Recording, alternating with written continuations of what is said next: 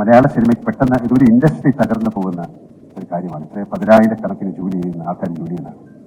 ഞാൻ എന്റെ ജീവൻ തുടങ്ങുന്നത് മദ്രാസിൽ നിന്നാണ്. അന്നൊന്നും ഒരു തരത്തിലുള്ള സൗകര്യങ്ങളുമില്ല. ഞങ്ങൾ വളരെയധികം കഷ്ടപ്പെട്ടു. കഷ്ടപ്പാടിനെ കുറിച്ച് പറയല്ല, വളരെ കഷ്ടപ്പെട്ട് ഉണ്ടാക്കിയെടുത്ത ഒരു ഇൻഡസ്ട്രിയാണ്. ഒരുപാട് നല്ല ആക്ടേഴ്സ് ഉണ്ടായിരുന്ന ഇൻഡസ്ട്രിയാണ്, ഉള്ള ഇൻഡസ്ട്രിയാണ്, ഉണ്ടാകാൻ പോകുന്ന ഇൻഡസ്ട്രിയാണ്. മറ്റ് ഭാഷകളിലേക്കൊക്കെ പോകുമ്പോഴാണ് നമ്മുടെ സിനിമയുടെ മഹത്വം അറിയുന്നത്.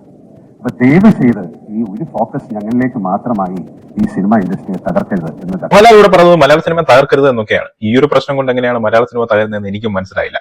എന്റെ ഒരു അഭിപ്രായത്തിൽ മോഹൻലാൽ ഇത് ആൾക്കാരെ ഈ ഒരു വിഷയം മലയാള സിനിമ തകരുന്നു എന്ന് പറഞ്ഞുകൊണ്ട് ഡൈവേർട്ട് ചെയ്യാൻ നോക്കുന്ന പോലെയാണ് എനിക്ക് തോന്നിയത്. കാരണം ഇത് കേൾക്കുമ്പോൾ കുറെ മണ്ടന്മാർ വിചാരിക്കും, അയ്യോ ഇതിൽ നമ്മൾ എന്തെങ്കിലും പറഞ്ഞു കഴിഞ്ഞാൽ മലയാള സിനിമ അങ്ങനെ ഒരു ഇൻഡസ്ട്രി തകരും, കുറെ പേരുടെ ജീവിതം പോകും, കുറെ പേരുടെ ജോലി പോകും എന്നൊക്കെയാണ്. അങ്ങനെ ഒരു തേങ്ങ ഇവിടെ നടക്കാൻ പോകുന്നില്ല. മോഹൻലാലും മമ്മൂട്ടിയും ഇനിയിപ്പോ ആരോപണങ്ങൾക്ക് വിധേയരായിട്ടുള്ള നടന്മാരൊന്നും അഭിനയിച്ചില്ലെങ്കിലും ഇവിടെ സിനിമകൾ പുതിയതായിട്ടുണ്ടാവും. പുതിയ പ്രൊഡ്യൂസേഴ്സ് വരും, പുതിയ നടന്മാർ വരും. അങ്ങനെ സിനിമാ മേഖലയിൽ പ്രവർത്തിക്കാൻ വേണ്ടി പുതിയ